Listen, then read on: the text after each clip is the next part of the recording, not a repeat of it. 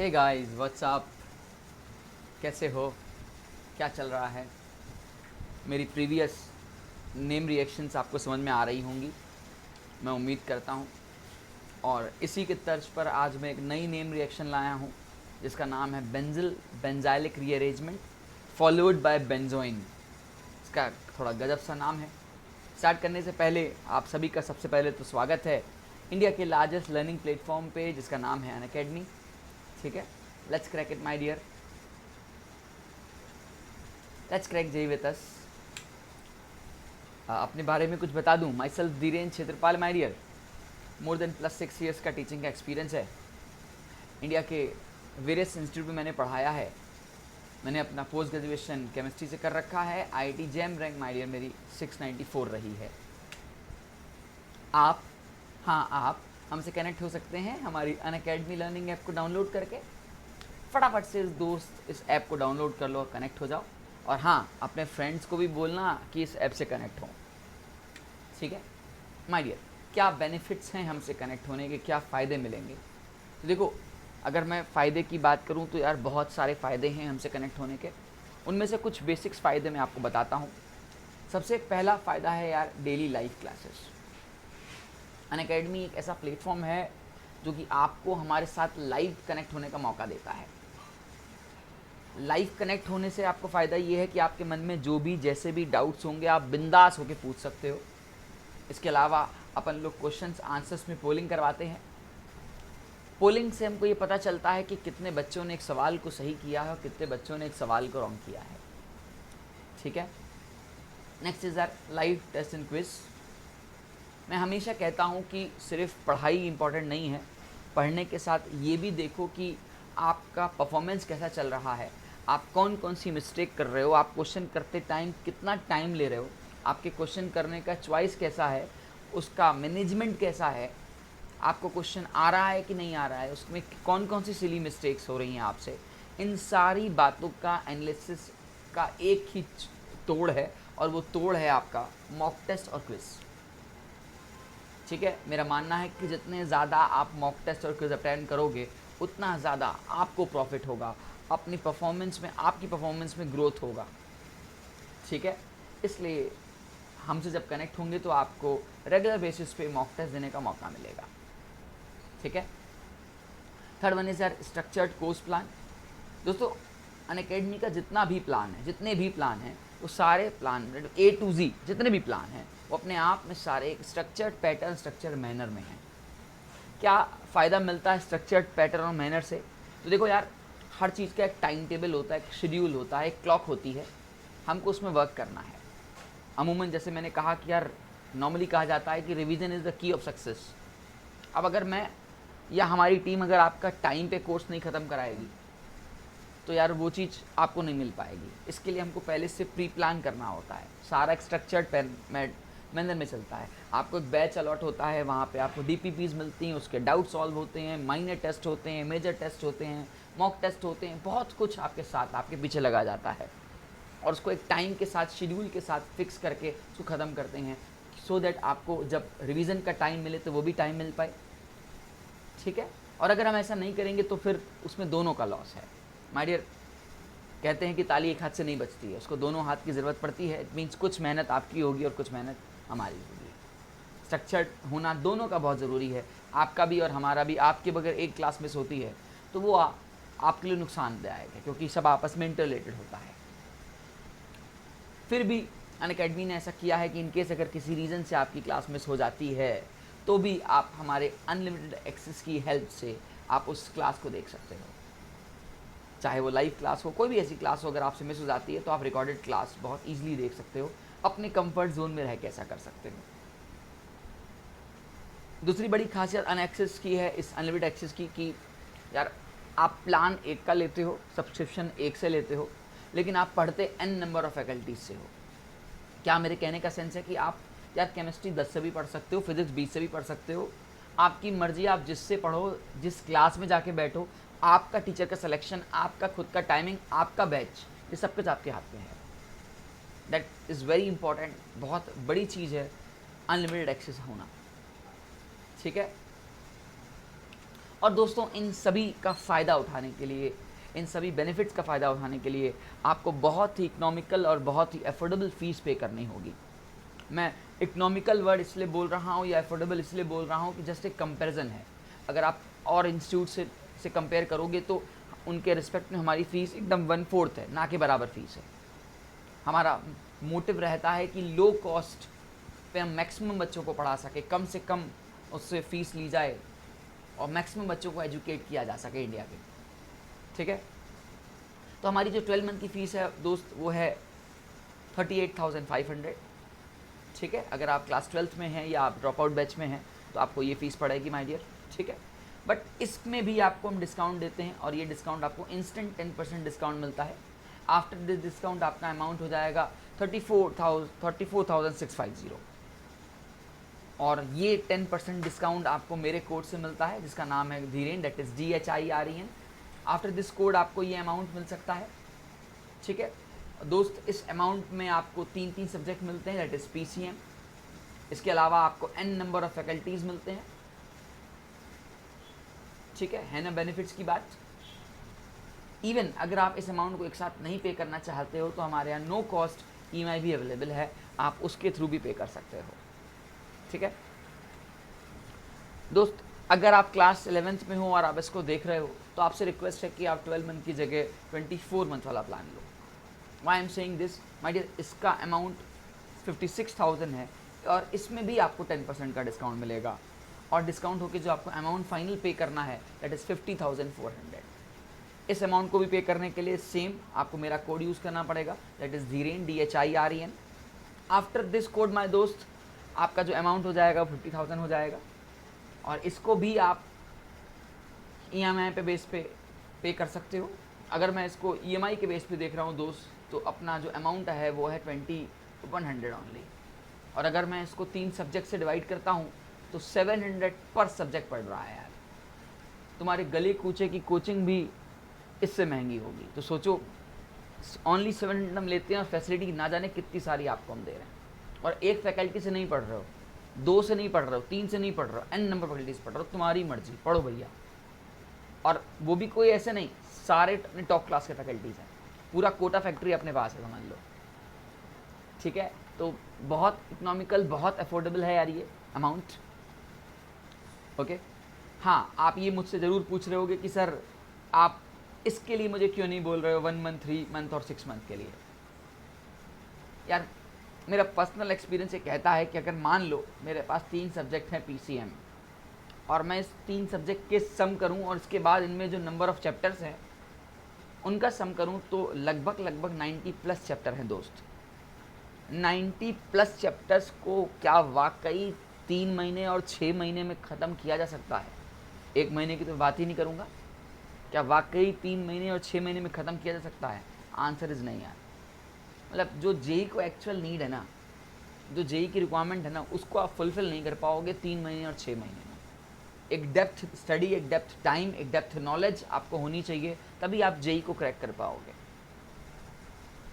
ठीक है, तो समय के साथ आपको एक्सपीरियंस होगा कि हाँ यार मुझे कितने मॉक टेस्ट देने चाहिए, कितने टेस्ट, माइनर टेस्ट देने चाहिए, कितने मेजर टेस्ट देने चाहिए। तो वो सब चीज़ें ही आपको एक्सपीरियंस के साथ आएंगी, वो उसके लिए आपको समय देना पड़ेगा और वो या तो 12 महीने है या तो वो 24 महीने हैं। 24 महीने तो बहुत अच्छा है यार। ठीक है, बाकी आप खुद समझदार हो दोस्त। ठीक माय डियर, ये कुछ PYQ सीरीज़, ये मेरी कुछ ऐप की पिक्स हैं। मैं रोज़ रात के लगभग 9 बजे आपको मिलता हूँ। आप जब ऐप को डाउनलोड करेंगे तो मेरे को फॉलो करिए, मेरा नाम सर्च करिए धीरेन क्षेत्रपाल, वहाँ पे आप मुझे फॉलो करेंगे। अपने आप जो मेरी क्लास होती जाएगी वहाँ पे आपको नोटिफिकेशन मिलता जाएगा। मैं 3 टाइप की सीरीज़ पे काम कर रहा हूँ। सबसे पहला है PYQ सीरीज़, दूसरा है बूम बूम सीरीज़ एंड तीसरा है रैपिड फायर सीरीज़। ये तीनों सीरीज़ आपके साथ हैं। हर सीरीज़ की अपनी एक ब्यूटी है। PYQ में मैं प्रीवियस ईयर क्वेश्चन और अच्छे क्वेश्चंस कराता हूँ। बूम बूम में कुछ हाई लेवल के ही क्वेश्चंस हैं। ठीक है, और रैपिड फायर में क्वेश्चंस का लेवल बैलेंस होता है लेकिन टाइम बहुत कम देता हूँ। एक ही क्लास में कम से कम 40-50 क्वेश्चन करवाने की कोशिश करता हूँ। मैं देखना चाहता हूँ कि अगर आप पे प्रेशर पड़ा दिया जाए तो आप कितने क्वेश्चंस को रॉन्ग करते हो, कितने क्वेश्चंस को राइट करते हो। ठीक है, बड़ा मज़ा आता है यार लाइव क्लास में। ठीक है, तो मिलेंगे रात के 9 बजे लाइव क्लास के साथ। ठीक है, चलिए दोस्त, आप सभी का दोबारा स्वागत है नेम रिएक्शन की सीरीज़ में। जैसा कि आप सभी को पता है कि मैंने एक सीरीज़ प्लान कर रखी है जिसका नाम है नेम रिएक्शन सीरीज़। मैंने बहुत सारी नेम रिएक्शन इस सीरीज़ में दी हुई है, जैसा कि मैंने आपसे कहा। तो आज जो सीरीज़ में रिएक्शन है उसका नाम है, पहले तो ये पार्ट 5 है, मतलब पार्ट 1 से लेकर पार्ट 4 में अलग अलग नेम रिएक्शंस होंगी। आज का नाम थोड़ा सा अलग है। आपने जब बाहर पढ़ा होगा तो उसमें लिखा होगा बेंजिल बेंजाइलिक रीअरेंजमेंट, लेकिन मैंने एक लाइन यहाँ और जोड़ी है, फॉलोड बाय बेंजोइन कंडेंसेशन। हाँ, बेंजोइन कंडेंसेशन एक अलग रिएक्शन है और बेंजिल बेंजाइलिक रीअरेंजमेंट एक अलग रिएक्शन है, बट असल में ये आपस में एक दूसरे के स्वरूप हैं। हम लोग बेंजोइन से होते हुए बेंजिल बेंजाइलिक की तरफ जाते हैं। जेई में कभी भी बेंजोइन पे डायरेक्ट क्वेश्चन नहीं पूछता, क्वेश्चन शुरू करता है बेंजोइन पे और एंड करता है बेंजाइलिक पे। ठीक है, मैं आपको बेसिक सा डिफरेंस दिखा देता हूँ, अभी मैं डेप्थ में जाऊँगा। देखो, ये मैंने एक रिएक्शन है, ये हमारी बेंजोइन रिएक्शन है, ये आपका बेंजल डिआइड है, और आप इस बेंजल डिहाइड से पहले बेंजोइन पहुंचते हो, और फिर बेंजोइन को ज़्यादा कुछ नहीं, आपको ऑक्सीडाइज करना है। ऑक्सीडाइज करने के लिए भी हम देखेंगे आगे कौन कौन से ऑक्सीडाइजिंग एजेंट यूज़ कर सकते हो। पीसीसी, पीडीसी, MnO2, तरह तरह के ऑक्सीडाइजिंग एजेंट यूज़ करते हो। तो आप बेंजोइल से बेंजिल जाते हो, और फिर बेंजिल के बाद आपका प्रोडक्ट बनता है। तो माय डियर, स्टार्टअप ये रिएक्शन यहाँ से लेती है, बेंजल डिहाइड से शुरू होती है और इसका एंड यहाँ पे होता है। तो कभी भी जेई में जब भी सवाल पूछेगा तो डायरेक्ट सिर्फ बेंजोइन पे नहीं पूछेगा। हाँ, बेंजिल बेंजाइलिक पे पूछ लेता है डायरेक्ट, लेकिन मोस्ट ऑफ द केसेस में मैंने क्वेश्चन को देखा है कि उसने बेंजल डिहाइड से शुरू किया और यहाँ ख़त्म किया है। 2016 का और 2013 का पेपर अगर आप उठाओगे तो दोनों में ऐसा ही किया हुआ है, उन्होंने बेंजल डिहाइड से शुरू किया और यहाँ पे एंड अप दिया है। ठीक है, इसलिए मैंने सोचा कि क्यों ना आपको बेंजिल बेंजाइलिक पढ़ाने के लिए पहले आपको क्या पढ़ना चाहिए, बेंजोइन कंडेंसेशन पढ़ना चाहिए। एक बार अपन ने अगर बेंजोइन कंडेंसेशन को सीख लिया, फिर उसको तो ऑक्सीडाइज करके बेंजिल बेंजाइलिक पे आएंगे और फिर वहाँ से मैकेनिज्म शुरू होगी और ये फाइनली यील्ड देगी आपकी। ठीक है, तो शुरू करते हैं पिक्चर। इसका मतलब आप समझ गए होंगे कि मुझे पहले क्या पढ़ाना चाहिए। मुझे पहले बेंजोइन पढ़ाना चाहिए, उसके बाद बेंजिल बेंजाइलिक रिएरेंजमेंट पढ़ाना चाहिए। तो शुरू करते हैं सबसे पहली कहानी। तो आपकी जो पहली स्टार्टअप है उसका नाम है बेंजोइन कंडेंसेशन।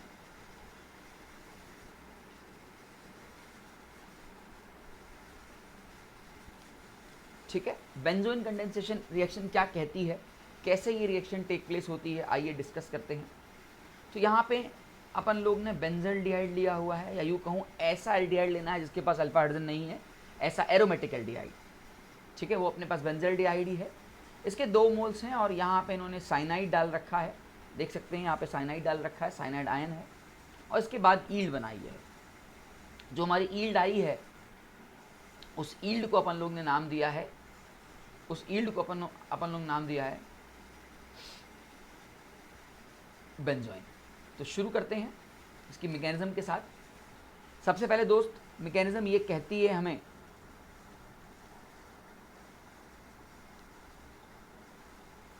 कि आप सबसे पहले ये बेंजल डिहाइड ले लीजिए C6H5CHO, और इस पे न्यूक्लियोफिलिक एडिशन रिएक्शन फॉलो कराइए। आपको दिख रहा है कि न्यूक्लियोफाइल आएगा, ये अटैक कर सकता है। अटैक करने के बाद दोस्त कुछ ऐसी कहानी होगी, C6H5CO- और यहाँ CN और यहाँ H। अब एक अलग सी रिएक्शन यहाँ पे टेक प्लेस होती है, बहुत अलग सी रिएक्शन है। वो क्या रिएक्शन मैं आपको दिखाता हूँ। यहाँ पे कुछ ऐसे था क्या दोस्त, यहाँ पे intra molecular acid based reaction take place होता है। क्या होता है, intra molecular acid based reaction. मतलब असल में क्या होता है, ये जो O- है ये इस यहाँ पे रखे हुए हाइड्रोजन को एब्स्ट्रैक्ट करने की कोशिश करता है, इस हाइड्रोजन को एब्स्ट्रैक्ट करता है। क्यों करता है, क्या मिलेगा, अभी हम आगे देखेंगे। देखिए, ये एब्स्ट्रैक्ट करने के लिए होने कुछ नहीं वाला है, कुछ ऐसे होगा कि जब ये इसको एब्स्ट्रैक्ट करेगा दोस्त तो इंट्रामोलिकुलर एसिड बेस्ड रिएक्शन होगी। और यहाँ पे नेगेटिव आएगा। कुछ ऐसी पिक्चर बनने वाली है दोस्त। अब आप बोलोगे सर कि ये क्या हो रहा है, ऑक्सीजन तो हाईली इलेक्ट्रोनेगेटिव था, फिर वो कार्बन पे नेगेटिव क्यों ले आएगा, क्यों ऐसा करेगा? तो देखो ये रुकने वाला नहीं है, ये फर्दर परफॉर्म हो गए, by the help of resonance आगे बढ़ जाएगा, by the help of resonance ये आगे बढ़ जाएगा, है ना, समथिंग लाइक कुछ ऐसा होने वाला। बट हमको तो इससे मतलब नहीं है, हमको इससे मतलब है मेन। अच्छा, ऐसा करने से ये है कि यार जो इलेक्ट्रोनेगेटिविटी ऑफ O माइनस की है वो almost nearly same of N minus की है। तो हुआ कुछ नहीं है, O माइनस से जो नेगेटिव चार्ज है वो डीलोकलाइज होते हुए कार्बन के साथ होते हुए सीधे नाइट्रोजन पे पहुंचा है। ठीक है, तो कोई बहुत बड़ी चीज़ नहीं हुई है। ठीक है, अच्छा ऐसा होने से फ़ायदा क्या होगा? असल में हमारे पास दोस्त 2 मोल हैं, तो मुझे एक न्यूक्लियोफिलिक रिएक्शन चाहिए। और यार ऑक्सीजन पे नेगेटिव चार्ज स्टेबलाइज्ड है, तो मैं उसको कहूँगा कि ऐसे तुम न्यूक्लियोफाइल ट्रीट करो, तो वो थोड़ा नखरे दिखाने वाला है। तो जो कार्बन पे नेगेटिव चार्ज है वो प्रोसीड कर सकता है रिएक्शन के लिए। ठीक है, नो डाउट ये अपने आप को स्टेबलाइज करने के लिए रेजोनेंस में जाएगा, लेकिन दोस्त हमको तो इस वाले हिस्से से मतलब है जहाँ पे कार्बन पे नेगेटिव चार्ज है। ठीक है, तो ऐसा होने का बस मोटिव ये हुआ कि अपन लोग एक न्यूक्लियोफाइल का फॉर्मेशन कर सकें, सो दैट वो अटैक कर सकें, है ना। क्योंकि आप देख सकते हो हमारे पास 2 मोल्स हैं बेंजल्डिहाइड के, तो पहले 1 मोल में ये हुआ है, और इसको स्टेबलाइज करने के लिए नो डाउट आपने रेजोनेंस कराया होगा, तो फाइनली O पे नेगेटिव से N पे नेगेटिव पे पहुंचा है, और दोनों की नेगेटिविटी इलेक्ट्रोनेगेटिविटी ऑलमोस्ट सेम है। ठीक है, एक कंसेप्ट होता है ऑन CN/CC, आपने मुझसे पढ़ा जरूर है। उस कंसेप्ट के अकॉर्डिंग ज़्यादा डिफरेंस नहीं हो रहा, क्योंकि यहाँ नाइट्रोजन पे sp है और ये ऑक्सीजन का sp3 है। तो ऑक्सीजन का sp3 की जो इलेक्ट्रोनेगेटिविटी है और नाइट्रोजन के sp की इलेक्ट्रोनेगेटिविटी है वो नियरली सेम है। तो कोई बहुत ज़्यादा चेंजेस नहीं आया, स्टेबल पहले भी था, स्टेबल बाद में भी है, इवन रेजोनेंस करने के बाद तो और स्टेबिलिटी मिल गई। ठीक है, ये इसका कारण होने है, ये इसका कारण है कि आप इंट्रामोलिकुलर एसिड बेस रिएक्शन कराते हो। ठीक है, तो चूंकि दोस्त इसके बाद आपके पास चूंकि ये था, मैं इसको लेके प्रोसीड कर रहा हूँ, ये मेरा था, और मेरे पास एल्डिहाइड का एक दूसरा मोल है, मैं इसके दूसरे मोल से इसका अटैक कराऊंगा। थोड़ा सा ध्यान से देखिएगा, जब ये इसका अटैक होगा तो कहानी कुछ ऐसी होने वाली है। ये हो जाएगा C6H5, C इसकी बात कर रहा हूँ, O पे नेगेटिव, यहाँ आ जाएगा दोस्त H, ये आपका कार्बन, यहाँ पे कार्बन पे OH, यहाँ पे CN, और यहाँ पे C6H5। ठीक है, अब फिर से अंदर इंटरमोलिकुलर रिएक्शन होगा, इंट्रामोलिकुलर एसिड बेस रिएक्शन होगा। आप पूछोगे ये क्यों हुआ, तो अभी बताते हैं, पहले कर लें। यह नेगेटिव, ये H बस यहाँ पे शिफ्ट होता है,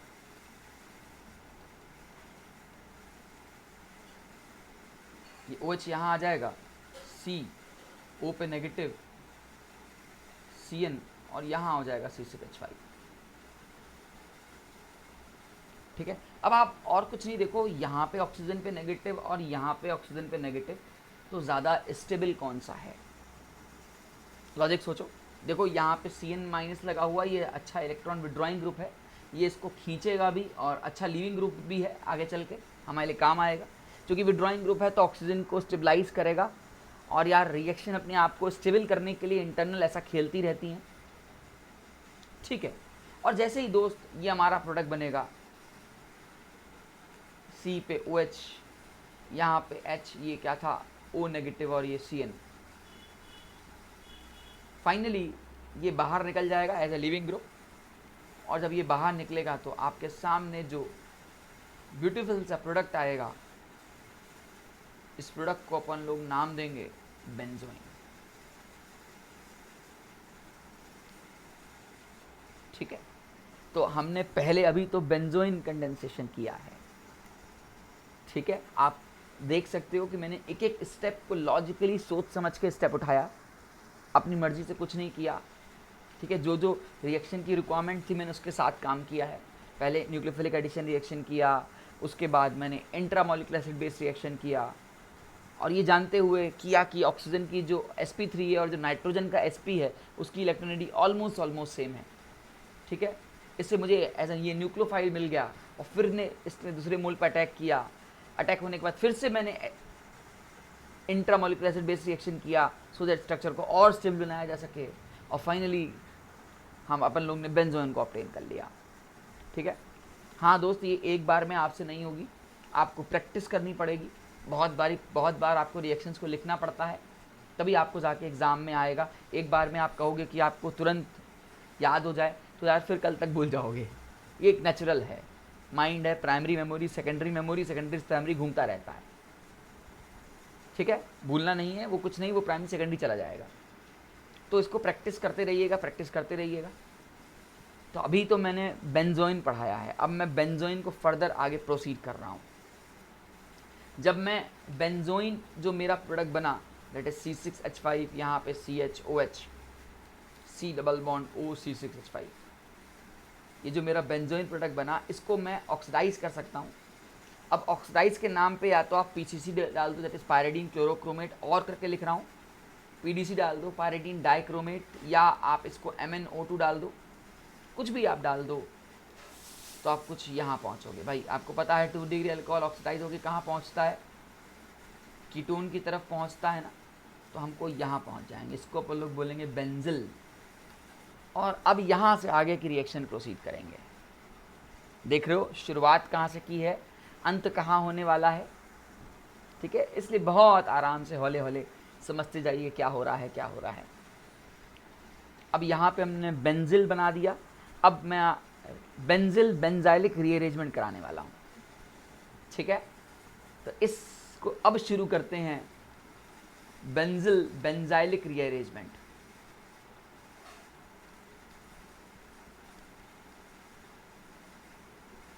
अगर आपके मन में सवाल है कि क्या बिना बेंजोइन के बेंजिल बेंजाइलिक अरेंजमेंट पॉसिबल नहीं है क्या, ऐसा नहीं है दोस्त, पॉसिबल है, क्यों नहीं पॉसिबल है। बट मैंने कहा ना कि ये मेरा एक्सपीरियंस कहता है कि एग्ज़ाम में जब भी क्वेश्चन आता है तो वो बेंजोइन से होते हुए बेंजाइलिक की जाता है। ऐसे चाहता तो मैं अलग वीडियो बेंजोइन बनाता, अलग वीडियो बेंजिल बेंजाइलिक को बनाता, ठीक है, लेकिन मैंने ऐसा नहीं किया, मैंने यहीं पे परफॉर्म करने की सोची है, ठीक है। तो आइए सबसे पहले अपन लोग करने क्या वाले हैं, क्या हमारा मोटिव है। यहाँ पे अपन लोग क्या करते हैं, पहले NaOH डालते हैं, फिर followed by H+, acid workup बुलाते हैं इसको, और जो ईल्ड आती है वो कुछ ऐसी आती है। आपको कुछ देखी ईल्ड लगेगी, लेकिन मैं आपको थोड़ा डिफरेंस ही बताऊंगा। कुछ ऐसी टाइप की ईल्ड आती है। शुरू करते हैं इसकी मैकेनिज्म, कि कैसे मैकेनिज्म हमारा फॉलो होता है, ओके। तो रिएक्शन दोस्त कुछ ऐसे फॉलो होगी।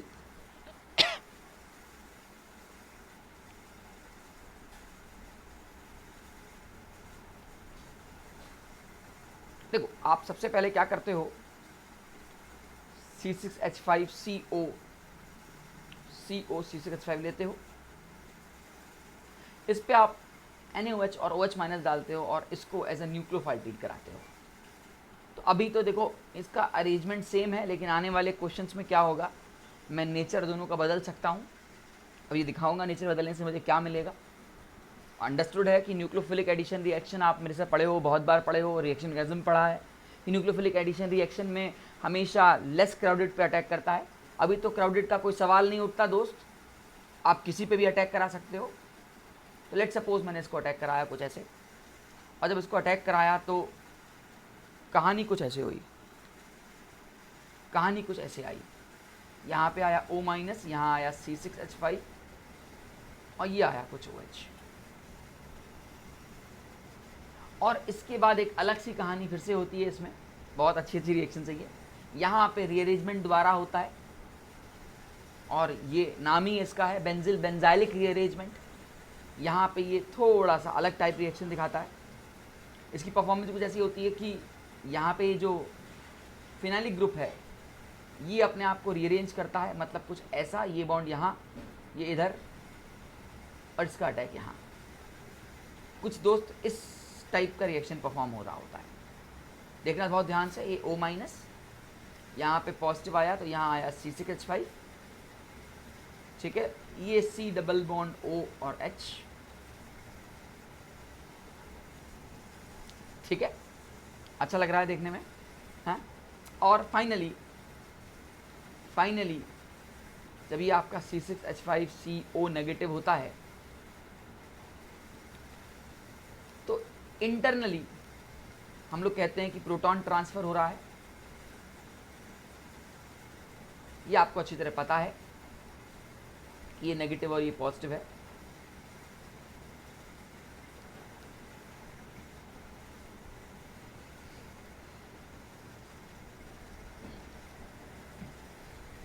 आई एम सॉरी, कुछ ये बना। फिर आप इसमें फाइनली H+ डालते हो, इसको हम लोग एसिड वर्कअप बुलाते हैं। और आपका जो यील्ड आता है, इसी यील्ड का इंतज़ार बहुत देर से था, ठीक है। इसी को हम लोग बेंजिलिक एसिड बुलाते हैं, ठीक है, बेंजिलिक एसिड बुलाते हैं। और इसी की ज़रूरत थी। तो अब थोड़ा सा दिमाग को सोच चलाओ कि मैंने कहाँ से रिएक्शन शुरू की, बेंजोइन से होते हुए यहाँ पहुँचा हूँ, ठीक है। तो ये इस पूरी रिएक्शन की ब्यूटी थी, पूरी रिएक्शन की खूबसूरती थी। दोस्त, अगर आपको अच्छा लग रहा होगा तो प्लीज़ मेरा कोड यूज़ करते रहना।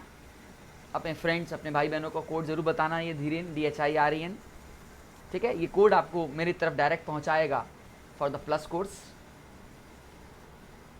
ओके। आई होप आप समझ में आ गया होगा आपको कहाँ क्यों मैंने बेंजोइन करवाया था। तो बेंजोइन कराते हुए मैं पहुंचा बेंजिल की तरफ और बेंजिल से पहुंचा बेंजाइलिक की तरफ, ठीक है। इसी को हम लोग बेंजिलिक एसिड प्रोडक्ट बुलाते हैं। अब इसमें किस टाइप के एग्ज़ाम में क्वेश्चन आते हैं हम पहले आपको वो दिखा दें, उसके बाद हम इसका लेवल और बढ़ाते जाएंगे, ठीक है। तो आइए, सबसे पहली बात, अगर मैं स्पेशल बेंजिल बेंजाइलिक की कर रहा हूं तो दोस्त, अगर मेरे पास मान लो थोड़ी देर के लिए इस बार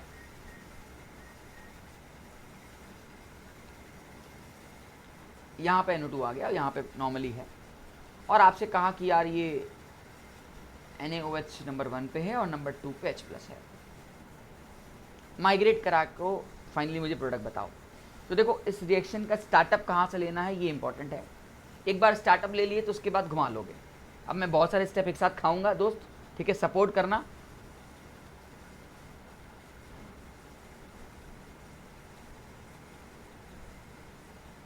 और नहीं समझ में आए कमेंट बॉक्स में रिप्लाई करना, हम आपको रिप्लाई जरूर देंगे। ये OH- है दोस्त। अब मैं डायरेक्ट लॉजिक सोच सकते हैं कि यहाँ पे बेंजीन है, यहाँ पे बेंजीन के साथ NO2 लगा है, और चूंकि ये हम स्टार्टअप न्यूक्लियोफिलिक एडिशन रिएक्शन से परफॉर्म करा रहे हैं, तो nucleophile will always attack to the less crowded side, है ना। तो इसलिए दोस्त, ये अटैक यहाँ पे होगा, ये खुलेगा, इसका ख्याल रखना था आपको मेन। तो ये कुछ ऐसा दे देगा,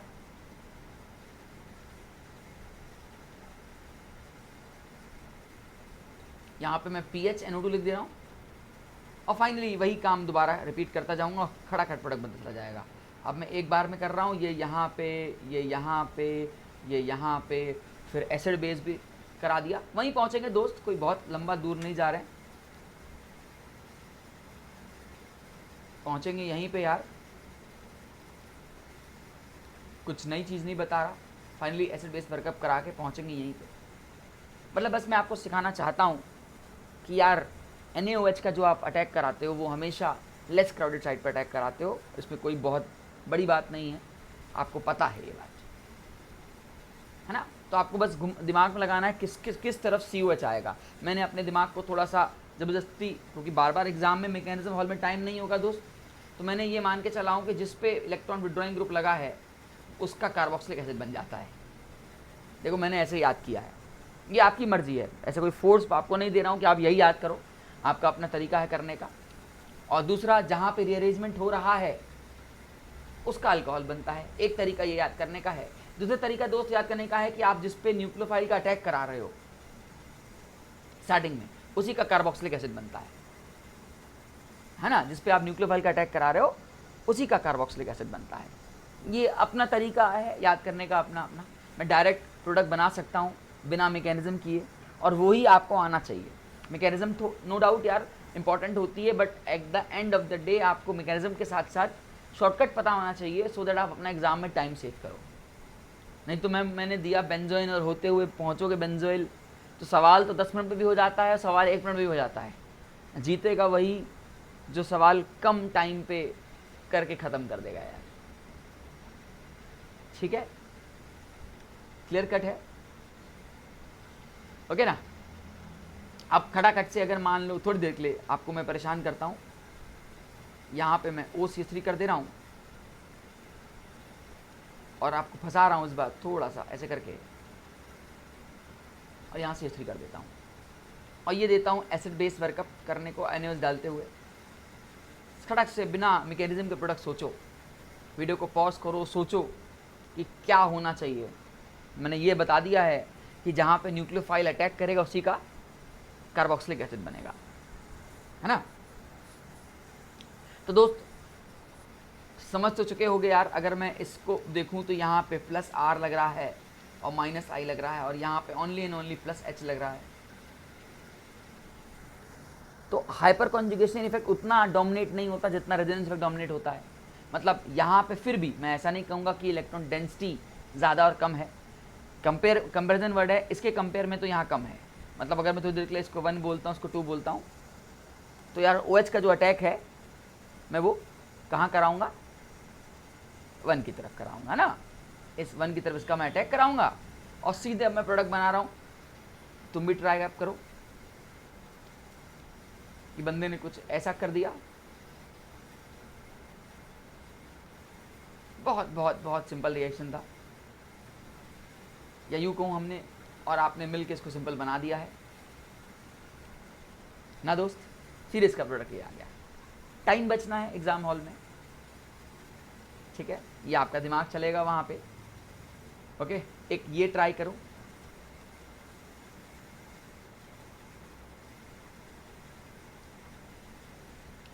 इसको कमेंट बॉक्स में रिप्लाई करना तुम, ठीक है। मुझे इंतज़ार रहेगा कमेंट बॉक्स पे कि बस आप मुझे इतना बताना यहाँ नंबर 1 है या नंबर 2 है, ये मान लेना H+ है और यहाँ पे डाल दिया। आप कमेंट बॉक्स में ये रिप्लाई करोगे, कमेंट मारोगे कि OH का अटैक कहाँ करा रहे हो आप, 1 पे करा रहे हो या 2 पे करा रहे हो, ठीक है। मैं देखना चाहता हूँ कि आपको कितने कंसेप्ट क्लियर हैं इसके साथ साथ, ठीक है। मैं ये आपको कमेंट बॉक्स में इंतज़ार रखूँगा कि इसका जवाब मुझे कमेंट बॉक्स में दोगे कि OH कहाँ को अटैक करेगा, ठीक है। 1 पे करेगा या 2 पे करेगा दोस्त, ठीक है। बस इतना आपको लिखना है कि सर जो क्वेश्चन गिवन था, क्वेश्चन नंबर मान लेते हैं X क्वेश्चन नंबर है, X क्वेश्चन में जो आंसर आप लिखोगे बताओगे मुझे कहाँ पे OH अटैक करेगा, बाकी तो आप कर लोगे, जहाँ पे OH अटैक करेगा उसी का कार्बोक्सिलिक एसिड बनेगा, ठीक है। Clear cut. चल कहानी को बढ़ाते हैं आगे, थोड़ी सी कहानी लेवल टफ कर देते हैं। अगर मान लो दोस्त तुम्हारे सामने कुछ ये आ जाता है और आपसे कहता है कि मुझे जो है NaOH में डाल दो H+ के साथ और ईट बना दो। अब थोड़ा सा इसके पीछे मैकेनिज्म पढ़ानी पड़ेगी, मजबूरी है, पढ़ानी पड़ेगी इसके पीछे मैकेनिज्म, मजबूरी है। आइए ट्राई करके देखते हैं। मान लीजिएगा कि मैंने OH का इस पर अटैक किया, ये खुला,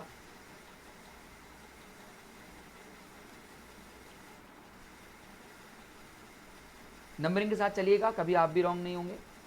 यहाँ पे O पे नेगेटिव आया और यहाँ पे OH आया। अब यहीं बच्चे फंस जाते हैं, यहीं बच्चे फंस जाते हैं। देखो हम लोग क्या करते हैं, रिएजमेंट किसका करते हैं, उसका करते हैं जो उसके बगल होता है, मतलब O- के बगल वाला रिएजमेंट कराते हैं। देखो अभी तक एकदम ध्यान से सोचना, ये तो करते आ रहे हैं। मैकेनिज्म दोबारा देखो एक बार, यहाँ तक पहुँचते तो सब लोग पहुँचते हैं, यहाँ तक सब लोग पहुँच रहे हैं। इसके बाद जिस कार्बन पे O- लगा है उसके बगल वाला कार्बन रीअरेंज कर रहा है। क्या बोला, जिस कार्बन पे नेगेटिव लगा है ऑक्सीजन के साथ, जिस कार्बन पे ऑक्सीजन पे नेगेटिव है उसके बगल वाला कार्बन रीअरेंज कर रहा है। तो उसके बगल वाला कार्बन को दोस्त कुछ ये हुआ, मतलब मैं अगर तुम्हें नंबरिंग के साथ चलूँ तो ये मेरी 1, ये 2, ये 3, ये 4, ये 5, ये 6, मतलब दोस्त ये अटैक यहाँ हो रहा होगा और ये बॉन्ड यहाँ खुल रहा होगा, है ना। और दोस्त कुछ ऐसी कहानी आ रही होगी, ये 2 3, ये 4 3 4, ये 5, ये 6, ये 1, इसको कुछ नहीं हुआ था, यहाँ पे डबल बॉन्ड ओ आ जाएगा, है ना, और यहाँ पे सी पे नेगेटिव आएगा, यही तो कुछ हुआ है। अब ये सी का नेगेटिव इंट्रा अटैक करेगा इस पे, देखो बहुत बहुत खूबसूरत सा प्रोडक्ट बन रहा होगा। 2 का अटैक आपका, ये 2 है दोस्त, ये 3 है, ये 4 है, ये 5 है, ये 6 है और ये 1 है, तो 2 का अटैक 6 पे हो रहा है दोस्त, साथ दीजिएगा। तो 2 का और 6 का जब अटैक होगा तो ये 2 3, ये 3 4, ये 5, ये 6, और मैं इसको थोड़ा सा ऐसे लिख दे रहा हूँ अगर आपको प्रॉब्लम ना हो तो, नंबरिंग के साथ चल रहा हूँ, डोंट वरी। ये 2 है, ये 3 है, ये 4 है, ये 5 है, ये 6 है, 6 के साथ इसने अटैक किया तो 6 पे बॉन्ड बना, ओ नेगेटिव खुला, और यहाँ पे कुछ ऐसे टाइप का बना, C double bond O O H. थोड़ा सा अच्छा लग रहा है आपको, 5 की रिंग टाइप बन रही है। और इसके बाद एसिड बेस वर्कअप हुआ होगा, ये यहाँ आया होगा, फिर H+ गया होगा। तो मैं एक बार दूसरे पेज पे बना लेता हूँ दोस्त, ये 2 था, ये कुछ ऐसे था दोस्त, है ना, ये H+ यहाँ निकला, लिख दे रहा हूँ भाई, नंबर लिख दे रहा हूँ तो कंफ्यूजन ना हो, ये 2, ये 3, ये 4, ये 5, ये 6, अल्टीमेटली कुछ ऐसा प्रोडक्ट की सोचते हैं, ये 2 3, ये 4, ये 5, ये 6, ये अटैक बॉन्ड, ये OH आ गया, ये तुम्हारा C डबल बॉन्ड O- हो गया। और दोस्त एसिड बेस वर्कअप करा लेना आप, ठीक है, मैं सीधे ये बना लेता हूँ। तो कुछ खूबसूरत सा ऐसा प्रोडक्ट बनते हुए नज़र आ रहा है आपको,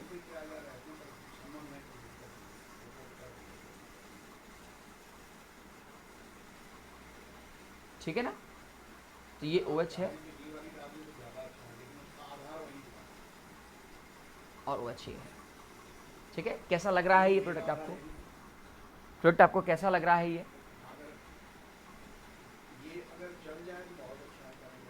ठीक है, क्लियर कट। तो अगर आपके सामने ओवरऑल हमने ये सीखा कि अगर ये दे रखा है, अगर ये दे रखा है तो आपको फाइनल स्टार्टअप कुछ ऐसे मिल रहा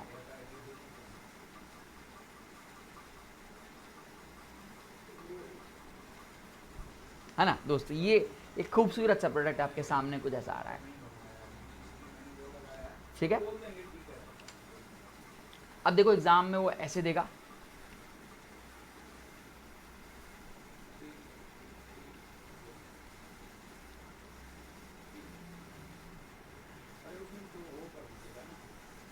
यहाँ ऐसे लिखेगा MnO2 नंबर 1 पे, नंबर 2 पे NaOH और नंबर 3 पे H+, और आपसे बोलेगा प्रोडक्ट बनाओ।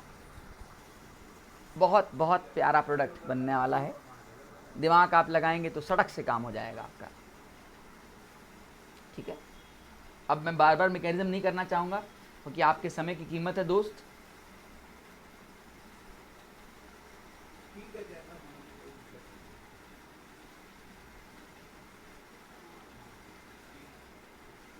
पहले तो MnO2 से ये बनेगा, इसके बाद अभी हम ये अभी तुरंत ये किए हैं, आगे वाला काम आप खुद कर लोगे, ठीक है। एक तरफ COH और एक तरफ OH ला दोगे, है ना, कर लोगे ना यार, मैं मान के चल रहा हूँ। इसके बाद का प्रोडक्ट तुम बना लोगे। बस मुझे ये बताना चाहे MnO2 पढ़ा हो, PCC पढ़ा हो, PDC पढ़ा हो, सभी का काम वही है जो हम लोग करते आए हैं, OH का अटैक वाला, OH का ऑक्सीडेशन होते हुए, ठीक है ना। चलिए बहुत बहुत बढ़िया, बहुत बढ़िया यार, अमेजिंग मैन, मज़ा आ रही है तुम लोग को पढ़ा के। इट्स समथिंग लाइक, अगर कुछ ऐसा है, इसके गंदा सा नाम होता है कुछ नहीं घबराइएगा, नहीं वही चीज़ है, हेट्रोलिटिक प्रोसेस है, बस ये हेट्रोलिटिक साइड्स में मेंबर दे रखे हैं, इसको फर्निल बुलाते हैं, फरल, ठीक है। और इस पे इन्होंने दे रखा है यहाँ पे NaOH, यहाँ दे रखा है H+। दे रखा है तो दे रखा है, क्या करना, क्या टेंशन लेना। प्रोडक्ट से प्रोडक्ट बनाने वाले हम लोग तो, है ना। खड़क से प्रोडक्ट बन जाएगा हमारा। और अगर हमारा प्रोडक्ट बन जाएगा तो कुछ ऐसा प्रोडक्ट बनने वाला है क्या दोस्त, देखो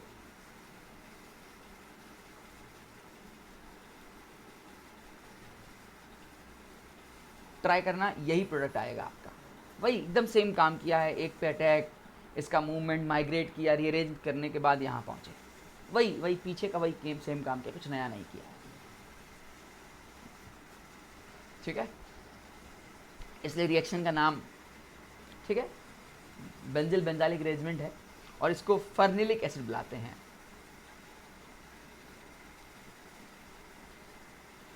जैसे बेंजिल से बेंजिलिक एसिड था, फर्निल से फर्निलिक एसिड है।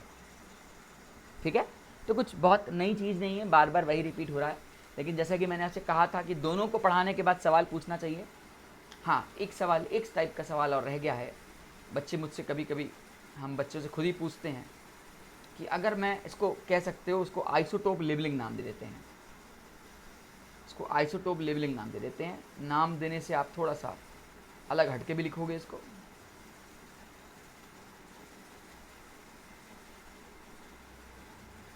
आइसोटोप लेबलिंग में कभी कभी सवाल करता है कि भाई और कुछ नहीं, वहाँ पे आपके सामने थोड़ी देर के लिए अगर मैं आपको परेशान करूँ,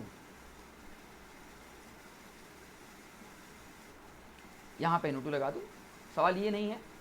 सवाल ये है कि यहाँ लिखा होगा NaOH और यहाँ लिखा होगा 18 और बाकी पानी। अब आपसे बोलेगा कि दोस्त प्रोडक्ट का जो यील्ड बनेगा उसका स्ट्रक्चर बनाओ। अब वो और कुछ नहीं करेगा, आपको परेशान करेगा। मैं आपको दिखा देता हूँ जो मेन दो ऑप्शन है जो परेशान करने वाले होते हैं। एक H दे देगा OH 18 और यहाँ पे PH NO2 और यहाँ पे आपका वही C डबल बॉन्ड OH।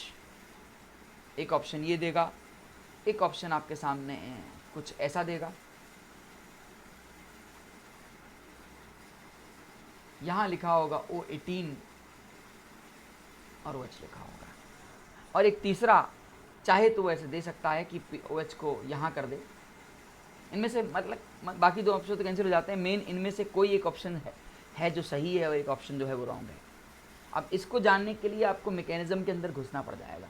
वैसे ऑल्दो आपकी प्रैक्टिस अगर अच्छी होगी तो आप पकड़ लोगे तुरंत बात को, आप इमेजिनेशन से पकड़ सकते हो, नो डाउट। आपकी इमेजिनेशन स्ट्रांग होगा तो तुरंत किया जा सकता है। देखो मुझे तो इतना पता है कि भैया ये सीधे OH माइनस अटैक हुआ, ये यहाँ गया तो माइग्रेट इसका हुआ ना, ये तो अपनी जगह पढ़ाई है।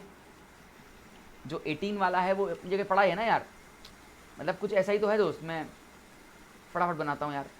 ये O माइनस था, यहाँ पे आपका PH NO2 था, ये तो OH 18 वाला कुछ होगा क्या इसको? ना इसको माइग्रेट होना है ना कहीं जाना है, कुछ होना है क्या? हाँ, ये जैसे आपने माइग्रेट किया, ये बॉन्ड खुला, ये बॉन्ड खुला, तो सीधे आपको PH OH यहाँ आएगा, O माइनस यहाँ आएगा,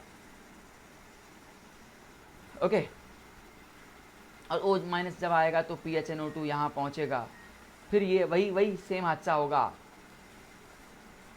OH आपके पास यहाँ आएगा। अभी तक OH 18 यहाँ पे है। हाँ, अब देखो ये गलती होती है लोगों से, मैं बताता हूँ क्या मिस्टेक होती है। जब माइग्रेट कराते हैं ना, यहाँ से intra acid base proton transfer होता है, तो लोग इसको लगता है कि यहीं पे अब H ले आएँ। अरे दादा, वो तुम्हारे लिए रुकेगा नहीं ना यार, वो तो रेजोनेंस करेगा ना यार, वो तो तुम्हारे लिए रुकेगा नहीं ना यार। आप लॉजिक सोचो, क्या वो आपके लिए रुकेगा? अगर नहीं भैया हमको तो H+ आ जाए तो कोई बात नहीं, वो तो तुरंत रेजोनेंस पे चला जाएगा ना। कुछ ऐसे हो जाएगा ना यार, ये O18 यहाँ पहुँच जाएगा ना यार। अरे ठीक है ना यार, है ना। H आप यहाँ पे ले आते हो बाद में आप H+ यहाँ पे लाते हो। तो एक बच्चों को मैंने क्वेश्चन दिया भी था, एक ऑप्शन में मैंने O18 को यहाँ की जगह यहाँ दे दिया था, इधर वाले यहीं पे छोड़ दिया था, तो बच्चे ने रॉन्ग कर दिया था। अब मोस्ट ऑफ द बच्चे ऐसे कर देते हैं, वो तुम्हारे इंतजार में रुकेगा नहीं। हाँ यार H+ आएगा तो मैं दूसरा रुका रहा हूँ। अरे दादा, वो तुरंत इंट्रा रेजोनेंस होगा तो 18 इसके साथ जाएगा यार, मतलब डबल बॉन्ड वो यहाँ आएगा। इसलिए इसका सही आंसर जो है वो ये वाला है। इसको आइसोटोप लेबलिंग बुलाते हैं। जेई कभी कभी परेशान करता है, मेंस में तो औकात भी नहीं है, सॉरी, बट हाँ, एडवांस वाला आपको परेशान कर सकता है। मेंस वाले की इतनी दम भी नहीं है कि ये सब सवाल करे भी, ठीक है।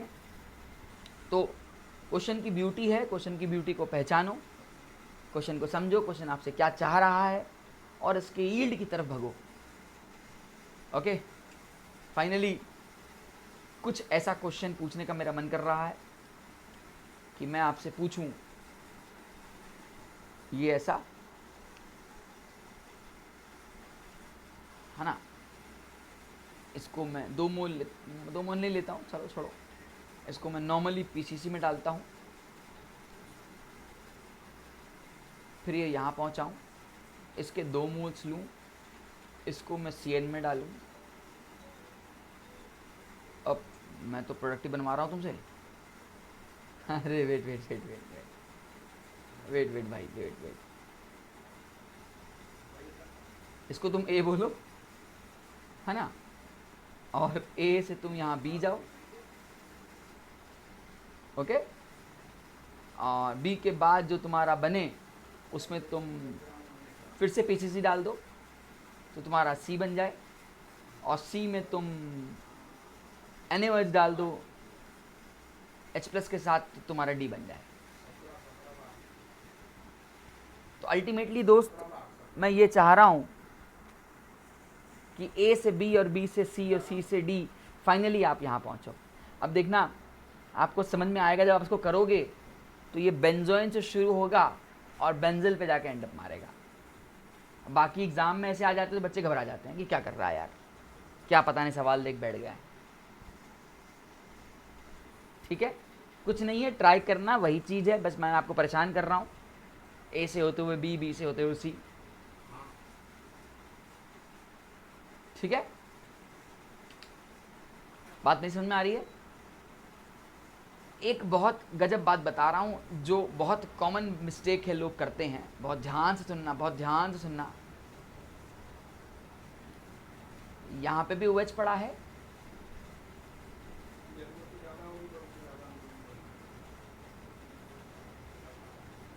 और यहाँ पे ये पड़ा है। दोस्त दोनों में बहुत माइन्यूट सा डिफरेंस है, और ये दोनों रिएक्शन अलग अलग हैं। माइन्यूट सा डिफरेंस है और दोनों के प्रोडक्ट अलग अलग बनेंगे, और ये दोनों रिएक्शन अलग अलग परफॉर्मेंस दिखाती हैं। अब आप बताओ कि दोनों में अलग अलग कहानी क्या क्या है, बोलो। वीडियो को पॉज करके सोचना, मैं तो कमेंट बढ़ रहा हूँ। ऊपर वाली रिएक्शन आपकी कैनिज़ारो है, नीचे वाली आपकी कौन सी है? बोलो बोलो बोलो, बेंजिल बेंजाइलिक। यही तो पहचानना है एग्जाम हॉल में, यही तो एग्जाम हॉल में पहचानना है कि आपको कौन से रिएक्शन को कब कैसे परफॉर्म करना है, ठीक है ना यार? अरे यार है ना, इसको हम लोग इंट्रा कैनिज़ारो बुलाते हैं या इंटरनल कैनिज़ारो बुलाते हैं। राज क्लास में पढ़ाया था कैनिज़ारो रिएक्शंस की, पीछे वीडियो देखो, है ना भाई। न्यूक्लियोफाइल को यहाँ अटैक करोगे, उसके बाद मूवमेंट दिखाओगे, सारी मैकेनिज्म जो हम पीछे करके आए हैं। तो देखो बहुत बारीक सी चीज़ है, दोनों का प्रोडक्ट अलग अलग बनने वाला है। ओके, क्लियर कट है, मेरी बात समझ में आ रही है? तो एक प्रोडक्ट ये रिएक्शन दोनों अलग अलग रिएक्शन है। अंतर कितना था, सिर्फ यहाँ पे अल्फ़ा है और यहाँ पे अल्फ़ा नहीं है, मतलब ओवरऑल एक H है और एक आपका फिनाइल ग्रुप है। अल्फ़ा नहीं बोलना चाहिए, सॉरी, ठीक है। बहुत बारीक सा असर था रिएक्शन होने का, ठीक है। दिमाग आपको एग्ज़ाम हॉल में लगाना होगा कि बंदे के पास कौन कौन सी रिएक्शन दे रहा है। और यही तर्ज पर, यही सेम तर्ज पर अगर मैं, पता है, यहाँ ऐसे लिखूँ और यहाँ OH माइनस लिखूँ, यहाँ ऐसे लिखूँ और यहाँ लेट सपोज करना थोड़ी देर के लिए मैं CN लिखूँ, तब भी अलग अलग रिएक्शन होंगी। हाँ, तब भी अलग अलग रिएक्शन होंगी। ये फिर से कैनिज़ारो है, यहाँ पे भी 2 मोल ले लेते हैं, यहाँ पे भी 2 मोल ले लेते हैं। ये फिर से कैनिज़ारो है, और ये क्या है, ये क्या है? ये बेंजोइन है। देख पा रहे हो खूबसूरती, देख पा रहे हो? मतलब बेंजिल का एक चेंज किया तो कैनिजारो को, बेंजोइन को भी एक चेंज किया, सिर्फ क्या चेंज किया, रिएजेंट चेंज किया। बहुत बारीक सी बात थी, बहुत कॉमन मिस्टेक थी ये, हम करते हैं, नॉर्मल है बच्चे की आदत, क्योंकि एग्ज़ाम में क्या होगा ना, इतनी सारी रिएक्शंस दिमाग में आ जाने लगती हैं तो फिर दिमाग चलता ही नहीं है, फिर बोलता है यार ये क्या और उसमें डिफरेंस क्या है। अच्छा, इसकी खासियत क्या है, ये तुम ना सीबीएसई में अगर पढ़ते हो, एनसीईआरटी में, तो 4 बार पढ़ लेते हो, तो कैनिजारो तो दिमाग में बैठ जाती है, बेंजोइन दिमाग से निकल जाती है। ये मेरा पर्सनल एक्सपीरियंस है। मैं भी जब 12th में था तो कैनिजारो तो चलो ठीक है, एल्डोल कैनिजारो बहुत फेमस रिएक्शन तो करता गया, वो याद रह गई, और बेंजोइन यार भूल जाता था, और बहुत बार भूल चुका हूँ, अपना पर्सनल एक्सपीरियंस बता रहा हूँ, बट ठीक है, धीरे धीरे सबको आने लगती है। ठीक है, जब आप आईआईटी के लिए 2-3 बार प्रैक्टिस करोगे तो आपको आ जाएगी यार। ठीक है, बस दोनों की रिएक्शन की खूबसूरती को समझो। यहाँ पे ये दोनों सेम थे, अंतर इन दोनों का है, और यहाँ पे ये दोनों सेम है, अंतर इन दोनों का है। तो दोनों से अलग अलग प्रोडक्ट बनेंगे, ये प्रोडक्ट ए देगा, ये प्रोडक्ट बी देगा, और दोनों ही डिफरेंट प्रोडक्ट हैं। इसमें एक पार्ट ऑक्सीडाइज रिड्यूस करेगा यार, ठीक है, वो करते रहना, मैं वो नहीं कर रहा, मैं आपको समझा रहा हूँ कि कैसे रिएक्शन के रिएजेंट को या बारीक सा बदलाव देने से रिएक्शन अपने आप में बदल जाती है। ठीक है, आई होप मेरी बात आपको समझ में आ रही होगी। ओके, एक सेकेंड यार, ठीक है श्योर। एक लास्ट बस देखते देखते जाओ, ऐसे इट्स नॉट वेरी इंपॉर्टेंट, इसको बोलते हैं semi benzylic benzylic rearrangement, semi benzylic rearrangement.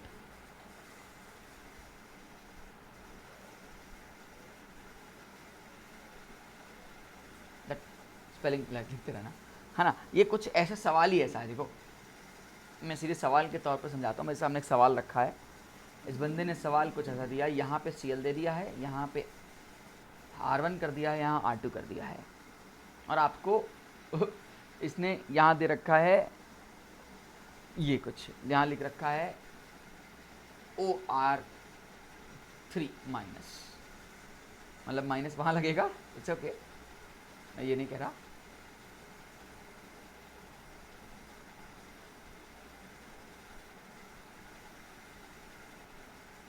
आपसे बोल रहा चल भैया यील्ड बना दो,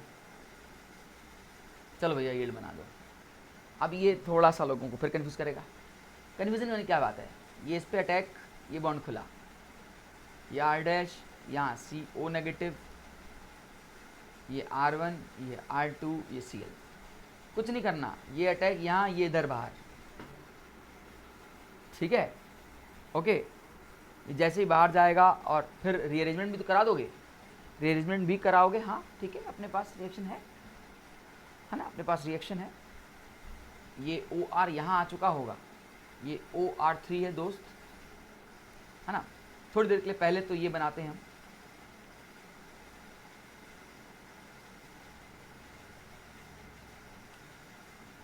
नहीं तो ज़्यादा हो जाएगा। अच्छा, यहीं पे हटा देते हैं इसको, चलो ये यहाँ शिफ्ट, ठीक है, माइग्रेट। तो तुम्हारे सामने कुछ ऐसी आ जाएगी दोस्त, C यहाँ पे आ जाएगा OR डबल बॉन्ड के साथ, ओके, ये सिंगल बॉन्ड, यहाँ पे R डैश, यहाँ पे R1, और यहाँ पे R2। एग्जैक्टली यही आंसर आ रहा है हमारा, बहुत बढ़िया, बहुत खूबसूरत, बहुत खूबसूरत, मस्त, ऐसा कुछ आ रहा है। तो ये semi benzylic, it's not very important, वही काम किया यार, कुछ नया नहीं किया है, रीअरेंज किया, घुमाया, पहले बॉन्ड तोड़ा, बॉन्ड जोड़ा, ठीक है। ओवरऑल आप मेरी बात को समझ पा रहे हो कि कैसे मैंने बेंजोइन से कहानी शुरू की थी और अंत मैंने कहाँ किया है, ठीक है। तो आई होप ऐसे टाइप के मैकेनिज्म, ऐसे टाइप के क्वेश्चन से आप डील कर लोगे, ओके। मिलते हैं फिर नेक्स्ट टर्न पे, नेक्स्ट सीरीज़ के साथ, नेक्स्ट नेम रिएक्शन के साथ, ठीक है दोस्त। अच्छा लगा हो तो प्लीज़ लाइक कर देना, ठीक है, और चैनल को सब्सक्राइब कर देना, और नोटिफिकेशन को दबाना मत भूलना, ठीक है। और हाँ, सबसे इम्पॉर्टेंट, ये code that is Dhiren, DHIREN, इसको याद रखना है आपको, ठीक है। चलो दोस्त, मिलते हैं नेक्स्ट सेशन पे, टेक केयर, बाय।